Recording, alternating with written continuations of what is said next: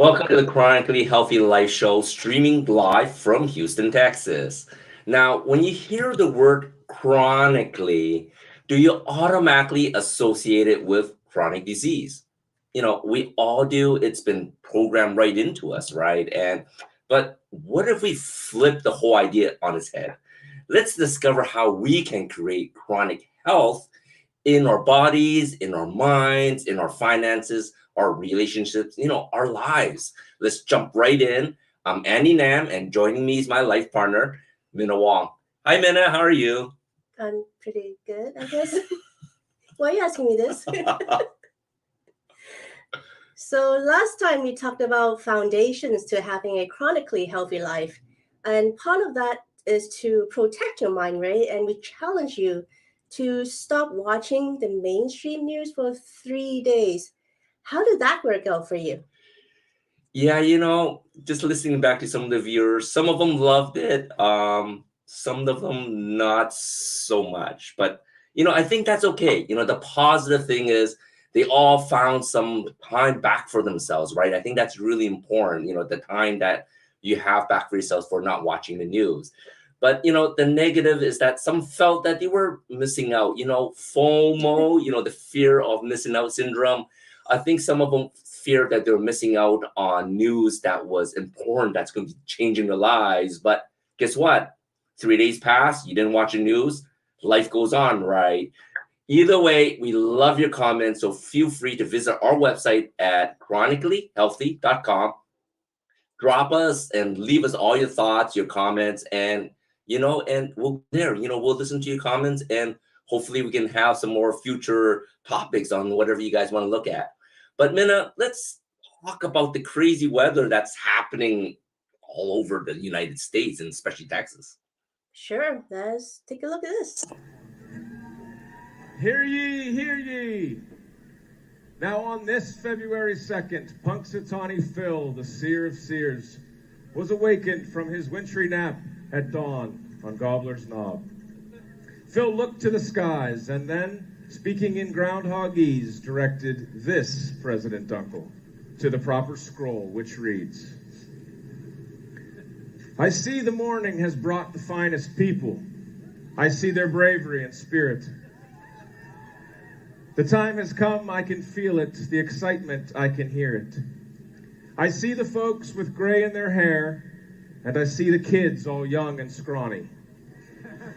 Their eyes and cheeks aglow from the cold, clean air of sweet Punxsutawney. I see that everyone knows their part, and I am merely the sage. But above all else, I see a shadow on my stage. And so, no matter how you measure, it's 6 more weeks of winter weather.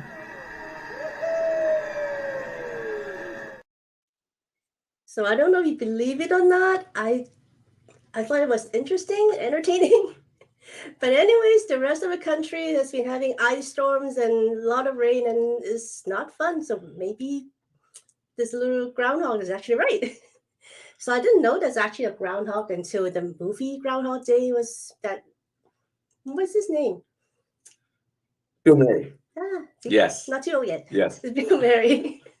I love the movie. It's a romance, but I don't know if I can actually trust a groundhog to predict the weather. Having said that, Phil the groundhog did predict 6 weeks more of winter, which look at Texas and some other states. Maybe he is a sage after all. Either way, I think we can all agree that the weather pattern has shifted. It gets hotter in the summer and colder in the winter. California has so much rain that it causes landslides and sinkholes, and trees are uprooted. We in Texas, we saw a tornado yesterday, and there's a lot Last of week, yesterday. Right, yesterday, not last week. And the rest of the states getting ice storm as we speak. So there's a lot of damage to the community, and this weather is no joke. The takeaway is that we need to take control of our lives and be more self-sufficient. And just piggybacking on that, I like to tell a story of why it's so important for all of us to have more control in our lives and to really be more self-sufficient. So a couple months ago, the weather was so bad in Vancouver, British Columbia, and that's where we're originally from, Vancouver, BC, Canada. And the snow was coming faster than they can plow the road. So it's just packing on on the roads, and people weren't driving on the roads. It was a hot mess. Vancouver really dropped the ball on cleaning the roads. At least that's my opinion. But I'm not living there anymore. Guess not my problem. But it ended up being my problem because my oldest brother, he's been suffering from type 2 diabetes for like over 20 years now. And he was, he listened to his doctor. He depended on drugs to manage it. And rather than changing his lifestyle to try to reverse, his type 2 diabetes. Well, anyways, his kidneys got so damaged now, and he requires peritoneal dialysis to basically clean his blood, and he depends on these monthly supplies that's delivered to him at home, right? Like every month he gets these new supplies. And here comes the problem, because he can't speak English. He never bothered learning speaking English. So I'm in charge of ordering all his diabetes supplies every single month. And the problem was, during the snowstorm, the roads, they were just so bad that, the local delivery service that was supposed to deliver supplies on time, it was delayed for like over a week. And, when you are on peritoneal dialysis, this is a life and death situation. And if you don't get your supplies to basically wash out all the garbage, all the crap out of your blood, this could end up really bad for my brother. And, I somehow got the phone number for delivery company. I called the manager and I begged and I begged and I begged. I said, look, you have to get these supplies to my brother. And he said, well, there's so much snow, the corporate's shutting us all down. And, I begged them, can you do it personally as a personal favor? And, he actually hopped on his Jeep and he drove it himself, and he drove supplies. And there was a lot of supplies. These boxes are like 20, 30 pounds, and there's like 40 boxes. That's a lot of weight. And bless his heart, because it could have turned really bad if that wasn't delivered to my brother in time. And, one of the main reasons we conceived the show is we really hope we can inspire you to take charge of your health so you don't develop chronic diseases like my brother did. And you will never, ever need to depend on others for your life or death situation. So in the future episodes, we're going to add a new segment to the show and, bring you into our kitchen, bring you into our gardens, as soon as all this winter weather is up. And, we're going to show you these very simple ways where you can grow and prepare your own foods, and how eating well can not only boost your immune system, but of course your health. When we say simple, we meant it. I can barely handle a knife. I cut myself every time. So I'm going to show you simple ways that you can make healthy home-cooked meals for you. And it's going to be really important for you to start taking matters into your own hand and trying to be as healthy as you can. We're very excited because today, we got our very first guest coming on later in the show. Her name is Ilene Gottlieb. Gottlieb. Okay, see, I'm so bad in pronouncing names. And she is the president and CEO of Vibrational Healing from the Heart. She has extensive experience in not only nursing, but also vibrational healing. And, we're going to learn from her how she uses a holistic approach to clearing energy blocks and, of course, promoting healing. After this short break, we're going to be talking about one of the other fundamentals in the family, and that will be about relationships. Stay tuned.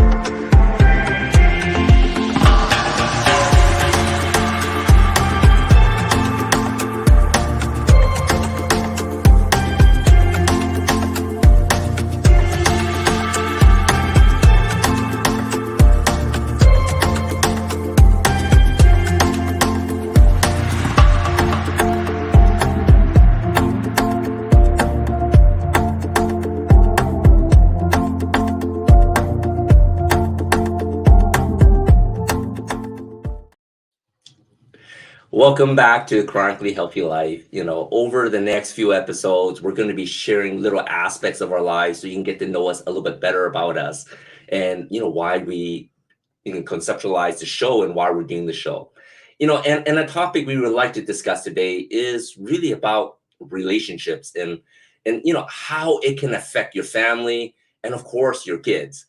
And one of the things that we noticed over the last few years as families were confined at home is that some relationships, they flourished, they became so much more loving, while others ended up hating each other with nasty divorces or fights or moving out and separations. And growing up, I thought I had a pretty normal family. My parents always had something to complain about, and they fought most of the time. And however, we did a lot of things as a family together. We had like weekly movie nights. I really remember those. It was like all these kung fu movies. That was so awesome. And we went fishing as a family all the time. Fresh fish, fresh caught. I didn't even know that was so good for us until now. But when we were at home, the only time they really talked to each other was during dinner. Other times they were always fighting over something or another, and it was very annoying for us as kids watching that. But when they're around other friends or other families, they always put up this smiley face, and everyone thought that we're a happy family. It was this really, really weird love-hate relationship. And I grew up in a fairly large family, being the youngest of 10, as both my parents did remarry, and I share a brother that has the same mother and father, but all my other siblings are half siblings.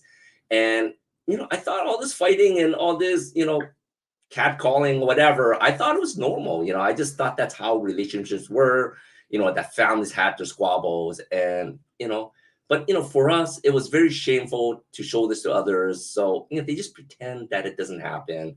And as I grew a little bit older, I started feeling a little bit ashamed of my family. I didn't want people to be around. And this really changed my feelings of how family should be when I met Minna. So Minna, how did you feel when I first introduced you to my family? Because I know my parents loved you, but at least I know for sure my dad did. Well, that was a long time ago, and it was a little shocking, I guess. I mean, the family dynamics are very, very different. You've been to my house before, Yes. and it's like it's so quiet, it's so peaceful, so calm. My parents speak to each other quietly and kind of lovingly, as opposed to shouting at each other all day long. My dad and my mom, they had a very different relationship. My aunt used to say that my dad has four daughters. Well, in reality, he has three daughters. I'm the youngest of the three daughters. The fourth one she was referring to is my mom. My dad took care of my mom like she's a daughter. So no matter what happens, she comes first. She's always the center of his attention. So growing up, when they have such a close relationship, the kids feels like they're kind of second, which when you're a teenager, you kind of resent them a little bit. But as you grow up, you kind of learn to appreciate it. It's how I think I want it to be, because that's how our relationship is too. So you know, it's just the funny thing is though, I never remember playing with my parents. They are much older than me, so I'm the youngest one. So my mom she was 36 years older than me. So it's my sister that's play with me. It's my sister that takes me out to play, to swimming or whatever. Of course, they throw me in a swimming pool and hopefully I'll drown or something. But anyways, it's my aunt took me to Disneyland, and my parents just dropped me off. So it's interesting. Every family is different. Every relationship is different. But the thing with family, and actually any relationship, well, actually with families, with families, you love them, you would do anything for them, but at the same time, you kind of hate them at some point in time. Is that right? I totally agree. And that dynamic, watching how loving their parents were compared to mine, it is just very different. And and just talking about how your parents, how the parents model their children is like, just to give you a little background, like almost all my older siblings that got married, and like I said, I had a lot of them. they're all divorced. It's almost like they're following the same footsteps as my parents did. And even like my oldest brother-in-law, is like several years ago, I saw him arguing with my sister-in-law, and the kids were all hating him. And I said to him, and this is like my closest brother, right? He's 3 years older than me. I said, look, you're being like dad. And of course that set him off. He's like, I'm not like, effing dad. But I said, look, that's exactly where you are. Look how you're treating your kids. But needless to say, I'm so happy that they resorted that all out. It's a happy family now, so I'm happy for them. But like even my niece, on my sister's side, they're divorced too. So like this love-hate relationship, it really spanned like 3 generations, and it's sort of sad. Yeah, parents, they would always try to mold the children the way they were brought up because that's how they know how to do it. But you have a choice to grow up to be like your parents or not. That's up to you. Family is, the other F-bomb that I sometimes drop. I have a story because my dad growing up, my dad was horrible, abusive, mean, cruel. And on 2 birthdays ago, I got a phone call from him. I hadn't spoken to him in about 10 years.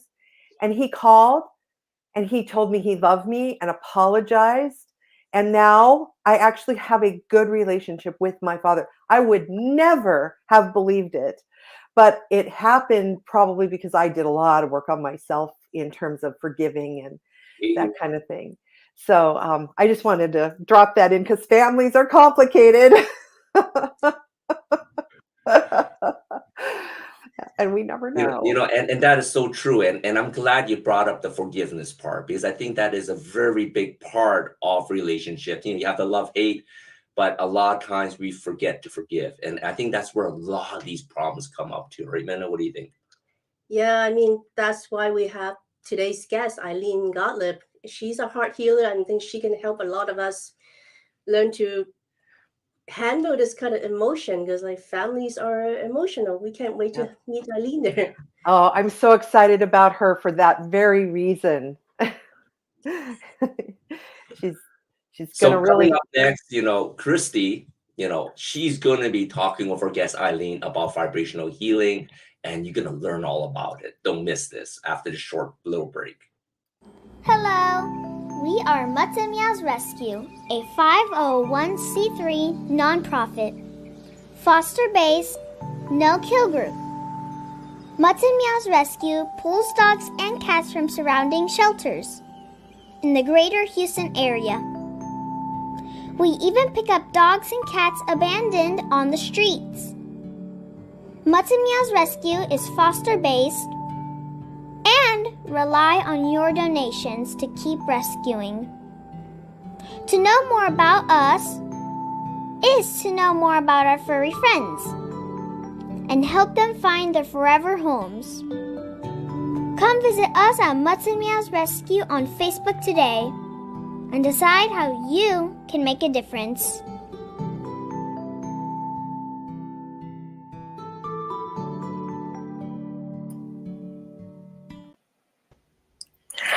Hi, everybody. Welcome back. I am so incredibly pleased to introduce you to Ilene Gottlieb, affectionately known as the Heart Healer. How wonderful of a nickname that is for you, Ilene. I'm just going to tell you, she has actually been in nursing for over 50 years and has spent 29 years doing vibrational healing, one of my personal favorite things. She helps an international clientele of heart-centered individuals and my dyslexic tongue, entrepreneurs who struggle with trauma, fear, self-sabotaging negative thoughts and behaviors, and self-worth issues to experience inner peace, self-confidence, empowerment, and knowing their life purpose. That is amazing. Ilene's passion and soul purpose herself are teaching conscious heart connection and ho'oponopono, I said it right, An ancient Hawaiian problem-solving process that's a simple but extremely powerful tool for healing. Ilene, welcome, welcome, welcome. Thank you, Christy. This is my absolute joy and pleasure. And thank you. You all pronounced my name fairly well, and you did well with Ho'oponopono. I've been practicing. Not an easy word for sure, but it is a beautiful one, to say the least. Well, I think we should just jump right in because I'll bet that most of our viewers are going, what is Ho'oponopono? So can you just kind of give us an overview what it is? And Sure. Ho'oponopono is an ancient Hawaiian, some refer to it as a problem-solving process. It is most familiarly known by the 4 phrases, I love you, I'm sorry, please forgive me, or thank you. And if you've heard those 4 phrases, you might have heard them in a different order, and it all works. In the 1970s, a beautiful Hawaiian kahuna named Morna Nalamaku Simeona. She was a kahuna lapa'au, which is a kahuna who is well-versed in healing modalities, received wisdom in a meditation to update the ancient Hawaiian version of Ho'oponopono to what we know it as of today, which is referred to as self-identity through Ho'oponopono.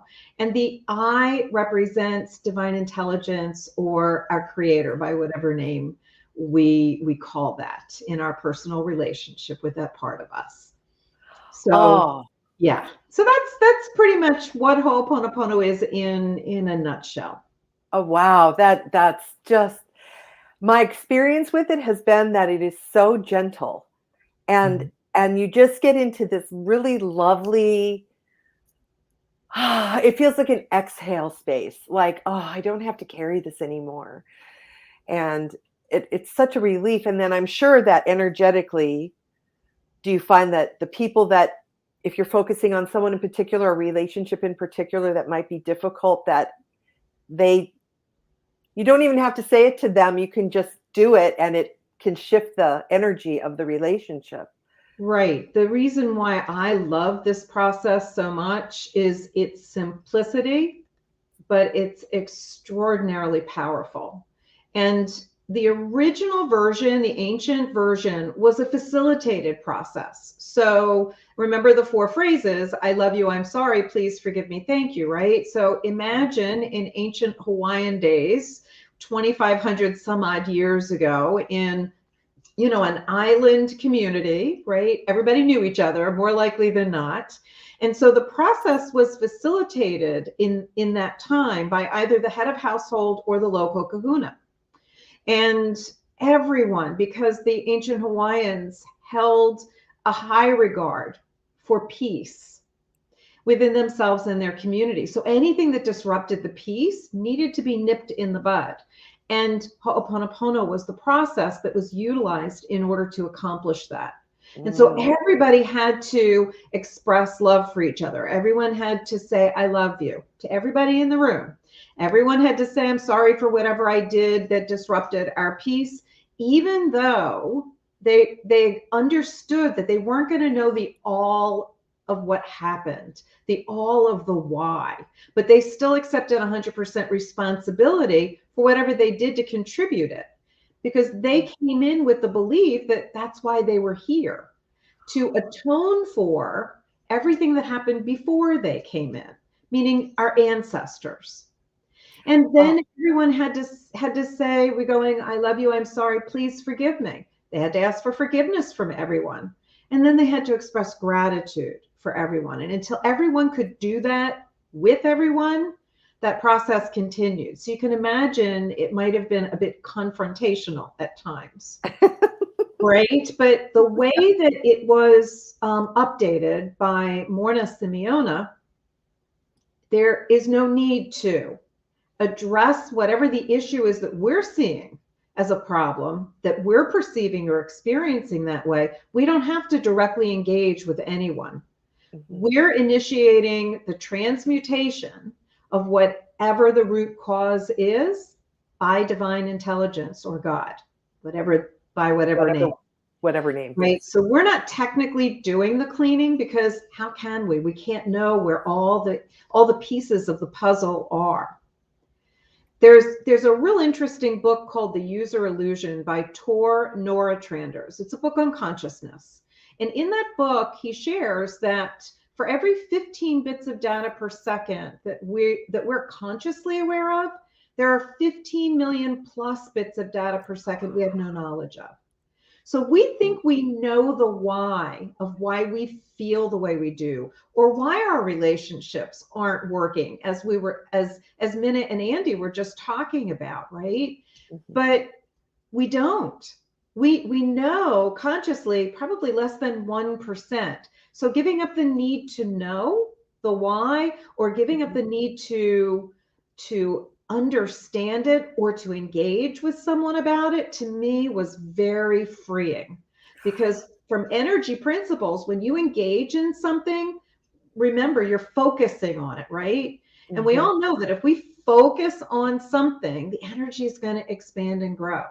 So if we focus on the problem is what expands and grows. But if we focus on the solution, whether it's a positive affirmation, or being conscious of our mindset or our words, or being aware of our feelings and doing our best to move through them, or using Ho'oponopono in addition to all of that, we have this amazing ability to heal so much that we don't need to know the why. We can still just, like you say, breathe in like a deep breath and sigh as we release it.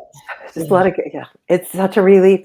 I'm sure Andy and Minna were sharing some of their background, and I would love to hear your story of how you came to find this and how it impacted your life.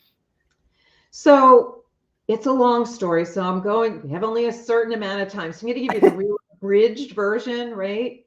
I am a child of childhood abuse, right? I am a survivor of that, I should say. And the person who was the challenging person in my family was my mom.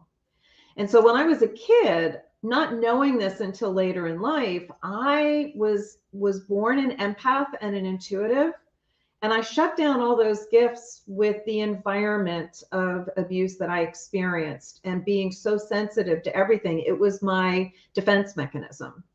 And all of this was awakened in 1994 when I had a spiritual awakening.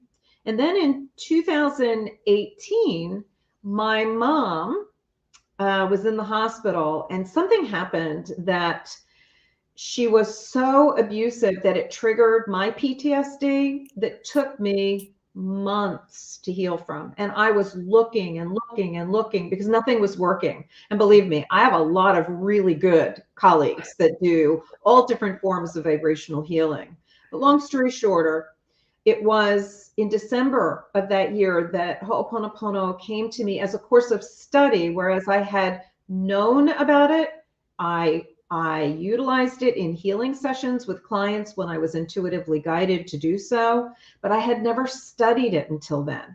And I had a greater appreciation for the energetics of it after studying it. And it was through Ho'oponopono that not only did I heal back pain in an hour, right?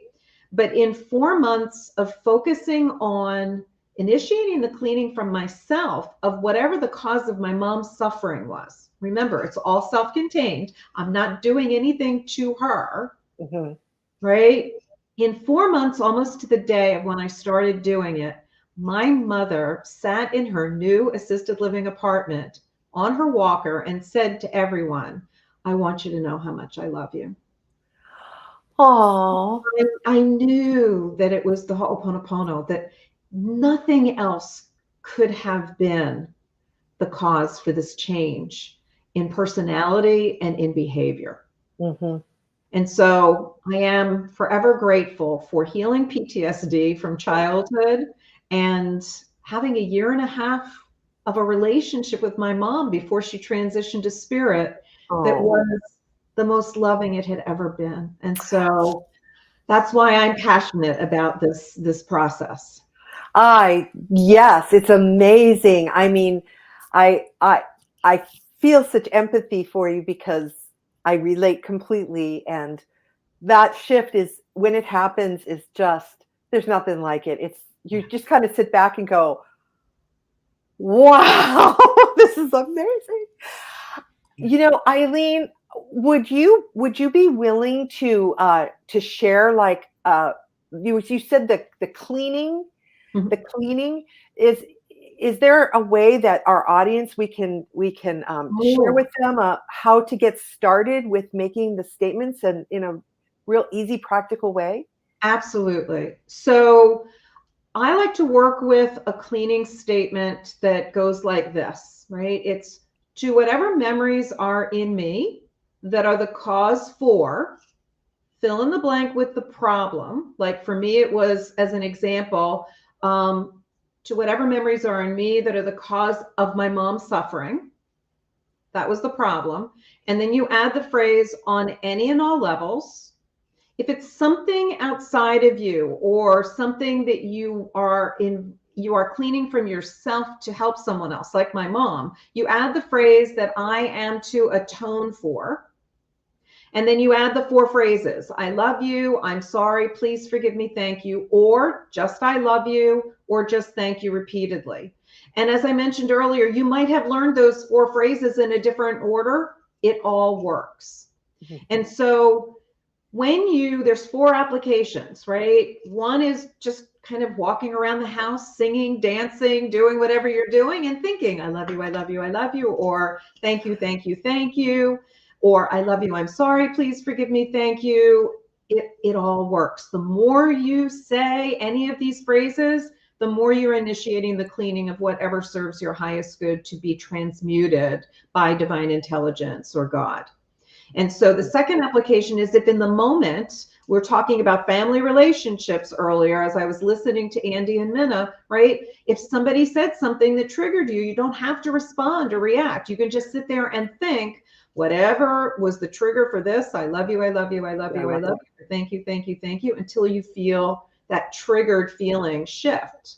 The third application is the one that I just shared, where you create a cleaning statement that is to address a problem, issue, or challenge that you're currently having. And you want to repeat that statement as many times as you can, a minimum of twice a day, but as often as you can. Because again, the more you initiate the cleaning, the more that issue is transmuted, the more peace, the more healing, right? Yes. Fourth application is when you want to initiate the cleaning of something from yourself. It's all being cleaned from ourselves to benefit someone else. Again, the example of my mom. So it wasn't that I was asking for it to be cleaned from her. I was asking for whatever the problem was to be cleaned from me. But the beauty of it is it's simultaneously cleaned from both, as well as anyone holding the same frequency of issue. Yes. I think of this as a PSA. It's a public service act. I like that. It really is, because in families, we tend to hold the same imprints. And so that you can see it kind of ease across the whole family. That's amazing. Right. You said something about, singing and dancing. I don't always feel happy when I'm digging deep into something. I often feel a lot of anger. And is it okay if I'm just, Absolutely. I love you, I forgive you? Absolutely. You don't even have to believe that it will help. You can be angry when you're saying it. You just have to keep doing it. Yeah. Because in doing it, all of that anger, all of that emotion that you just expressed, right, is part of what will be cleaned. Oh. Right? So yeah, you don't have to say it in any kind of meaningful, airy-fairy kind of a way, or assume the om position. No, you just say it as often as you can. Whatever this is, I love you, I'm sorry, please forgive me, thank you, I love you, I love you, I love you, I love you, God damn it, I love you, I love you, I love you, I love you. And it's okay. And it's okay. Whatever words, it's your conversation with your creator. Mm. And whatever you say is okay. You know, I love that. You know, I'm in a stressful situation in my home right now because my elderly mom lives with me and she's quite ill. And I think she might be declining and preparing to pass. And so she gets me up a lot in the night. So I try to grab sleep wherever I can. And last night I was struggling to go to sleep. And I remembered, I thought of this and I thought, you know, I'm just going to start saying and I just started saying the phrases. Mm-hmm. And the next thing I know, so she calls me on my phone and wakes me up when I need to go get her. My phone was ringing. And I thought, oh, because you don't realize you fell asleep until you wake up. And I thought, I went to sleep and I'd stopped fighting. And so I've only just learned about this for our audience. I just met Ilene a couple weeks ago at an event we both attended, and we clicked and hit it off. And she taught me this, and I have been trying it, and I've seen shifts already. But you know, I think the biggest thing you notice at first is within yourself. You just go, oh, I'm just, you know, I think of this thing and it's not bothering me that much anymore. And that's a relief. It's a sense of peace. I have a membership community where we focus on just how to create and maintain a consistent Ho'oponopono practice so that you receive the benefit much more readily. And if there is one common thread, it's relationships. Right? It's parents with children, it's adult children with their parents, it's in-laws, it's siblings, you name it. And because everything in this realm is about being in relationship to someone or something. And everything's a reflection of who we're being with ourselves. And that's the only relationship that we get to consciously choose how we're being in it, right? We can't change what's outside of us. And Ho'oponopono helps us hold that space of being in a loving relationship with ourselves first. And that gets reflected in how we're being with other people and with our life experiences. Yeah, I'm in my former life, I was a teacher in a classroom.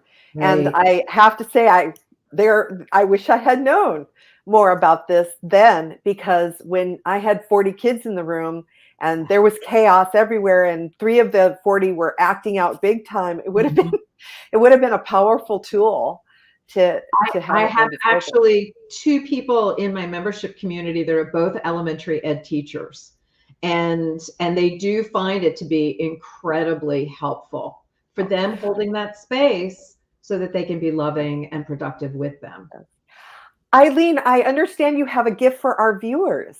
Would you like to tell us? I do. In my community, I started sending daily messages, and it got to be called like "Every Day is a Good Day for Ho'oponopono."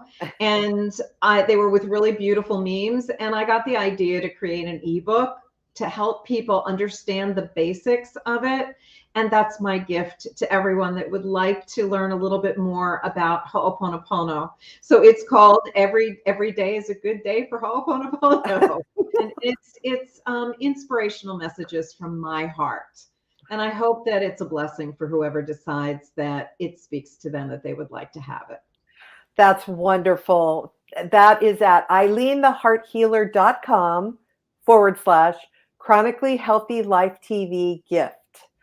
And Ilene, it is such a pleasure. I could just talk to you all day. It is such a pleasure to have you. Thank you so much for coming on the show. Thank you. It's been my pleasure, Christy. Thank you so much. Hi,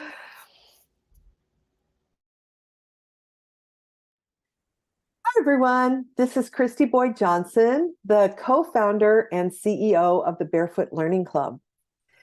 We know that school can be a little scary these days, between all the pretty horrifying stuff that's going on with bullying and shootings and whatever else is going on. Our kids are having to endure this, and it results in a very rough situation. So we know a lot of parents want to homeschool.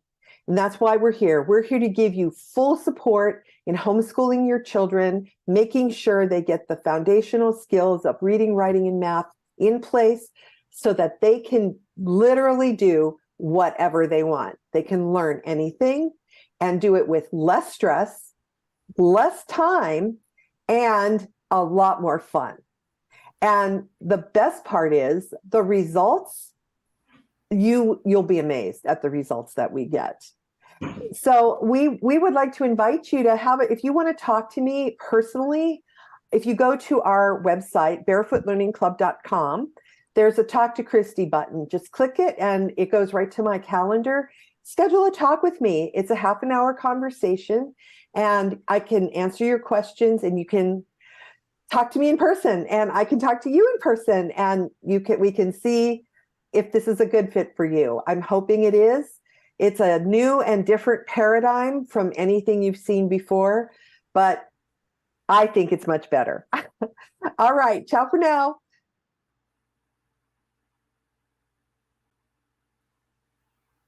Welcome back to the Chronically Healthy Life show. And each week we like to highlight a local business that we know and trust to help build out our community.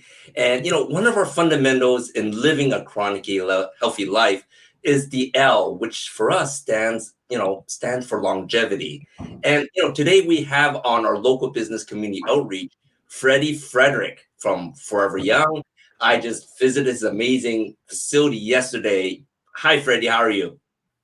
Andy, it's good to be on your show. Thank you. I am seeing all of the people around, and you're turning something amazing out, my friend. Thank you so much. So, Freddy, I can tell everyone about your amazing facility, but why don't you share a little bit about your business and, how it can help the community with not only improving their health, but of course, the longevity. Yeah, it's funny that the two ladies that were before me, Christy and Ilene, they talked about all these stresses that come into life later. And I think we dovetail into that in Forever Young. We are in the hormone replacement therapy business. We are in the Botox and filler business, and we're in the IV business. And while all those three things might not seem to interject or intersect to each other, we make people look better and feel better. And a lot of those things relieve a lot of stress in our lives. Sometimes a little self-care and a lot of health-care really do help us live longer and better lives. I totally agree with what you said there. Those little stress points, right? Those little things that you're so worried about how people view you or how you're feeling, because like so many people, it's like they may not be feeling well because their hormones are imbalanced, right? So, it's glad. So like, how do you determine if people need these hormone therapies? It's not just Kentucky windage. We don't just decide what we need. I'm glad you're chuckling at that. Every patient that comes in, it's an individualized, customized physician's route. Our NPs pull blood. Our NPs, in conjunction with our MD, look at that blood and they decide what the course of action is going to be. There is no one size fits all in the world. And, there are men's testosterone clinics on every corner in every community in America, but that's not true for women. And we really try to make sure that we can help both men and women in that journey in the hormone replacement side. That's excellent. That's excellent. We're going to have you on a future show as a guest speaker. Oh, well, thank you. Information I'm so excited. I want to dive in with you. But, why don't you just explain quickly, like for testosterone, like what are some symptoms that men may have? Because they might not even realize they're low on testosterone, right? I'll first start with the bedroom function because that's what everyone thinks of. Of course. And while that is an issue, after the age of 30, 33, 35, men start to lose between 2 and 3% of their testosterone per year. That's not good. So it does create issues there. And the one thing that I would like to say in that issue is it's not just about a man being a man. It's also about intimacy in a relationship. So it can create stress for the man, which then relates to the lady. So it's more than just that bedroom component. It's not just about that. We like to stress men's health is created from hormones.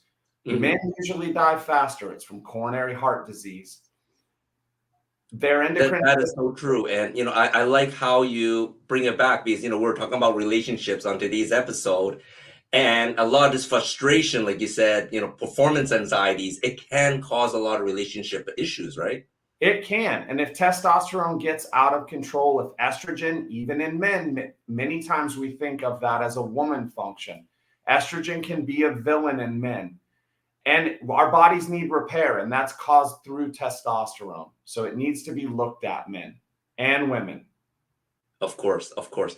And, for your clinic, like for me, I help a lot of people get functional health back. I help a lot of people lose weight, gain their health back. But, there's certain people that may have gained a lot of weight and it may be related with hormone functions. And I understand that for people that are having struggles that you can help with them too, right? Yes, sir. Our lab, we pull the same lab whether patients are going to go on semaglutide or for hormone replacement therapy. Mm-hmm. And we offer that semaglutide treatment, which we are finding is helping a lot of patients. It's helping them realize that things are going wrong. We try to make sure that they're put on a balanced diet at the same time they're being placed on that medication, which is really a modulator inside the system. So we're not talking about trying to increase metabolism. We're trying to create a better human and a better person by offering them that semaglutide with a blood test to see what else is wrong with them. That is so awesome, because I'm going to be referring people your way for people that are struggling with weight loss, because it could be just something going on inside their bodies. And, the thing I really like to talk about is the longevity aspect. And you talked about IV infusions. I'm sure there are some IV infusions, and I'm going to be heading over to your clinic soon. We can't wait. Longevity. There are. We have lots of longevity things. We like the symbol 4. You can see it up here behind me, the number forever young. It's in our thing. Forever healthy, forever happy, forever young. And the science of the future is happening here in our clinic. We offer lots of IV infusions, and those include NAD. They offer glutathione. Those things are anti-inflammatories. They're, antioxidants. So they're amazing things that you can come in and check out. And we'd love to have you guys in to try that out and to talk about it in the community. That is amazing. Like those antioxidants you're talking about, it's great because actually next week I actually have a 3-week event talking about lowering inflammation. Yes, and sir. It's all about antioxidants, and you are actually helping people boost their antioxidants through IVs. Yeah. I totally love that. So, Freddy, I am so happy for you to have you on our show. What's the best way for us to reach you? You can reach us right there. We're on Instagram. We're at Forever Young Katie on Instagram. My phone number, I believe, is up there. The number is 346-527-0500. And we would love to speak to you all about creating customized individual plans for each of you. That is so awesome. Thank you for your time, Freddy. We're going to be picking your brain so much more in a future episode, but I'm excited that you're on our community outreach just to help the community know there are other ways to improve your health rather than just depending on drugs. Yes, sir. Pharmaceuticals are not for us. Thank you so much for your time, Freddy. I'll talk to you soon. Have a great day.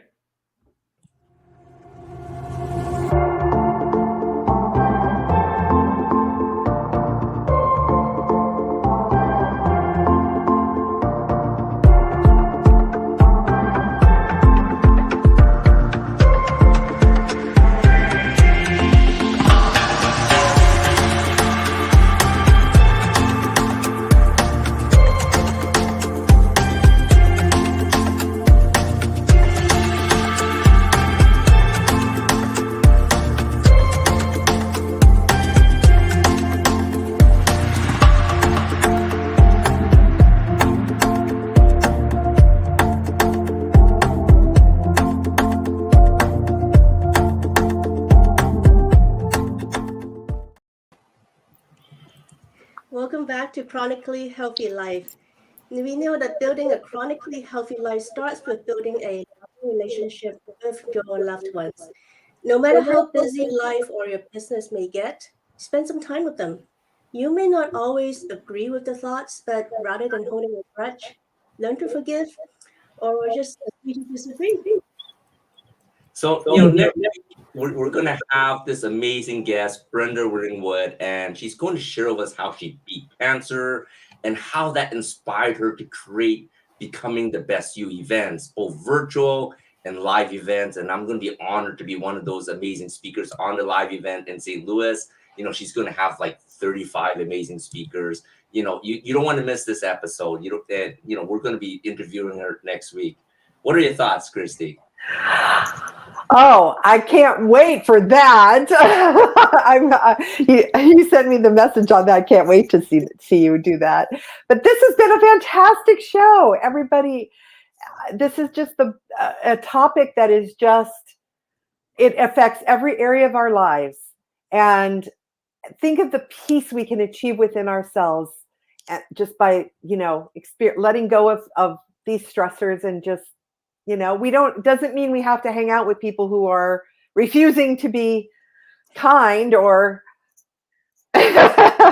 or mean or whatever, but it does mean that we get the peace within ourselves, and that is invaluable.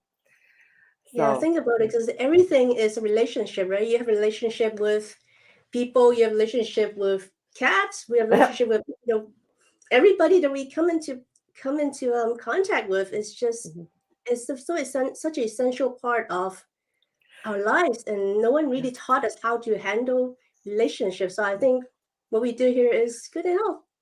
I do have one little. Oh, I'm sorry, Andy. Go ahead, Christy. I had a little experience. I took a donation down to the local place the other day, and I couldn't get the box out of the car. Someone helped me put it in. And there was this young man who looked like my nephew's age, like late 20s. I said, "Sir, could you please help me?" And he goes, "Oh, of course." And he comes over and he helps me carry it over and puts it in. And then I just said, "Oh, thank you so much for your kindness." And he looked at me like, "What?" And I couldn't quite tell if he was shocked that I said that, or if nobody had ever just been appreciative before, or if it was like, how could someone not help you? But anyway, it was a very lovely experience. That is so true. We just really want to close for like the tip this week is, no matter how busy you think you are, how busy your business is, no matter how busy you think your life is, you really need to spend time with your family, right? Because they are watching you, every little thing you do. And, you're influencing, your kids as they're growing up, and they're going to model your life. So definitely give them the best lives by, living your best life. Yes. So next week we are going to talk to Brenda Ringwood. You mentioned that she is a cancer survivor. Christy, I know you have a similar story. So maybe next week we're going to put you on the spot and maybe share your story too. I'm down with that. Yes, of course. It's an amazing topic. And yeah. That's it for today. We're looking forward to see you again next Friday at 7 Central, 5 PST.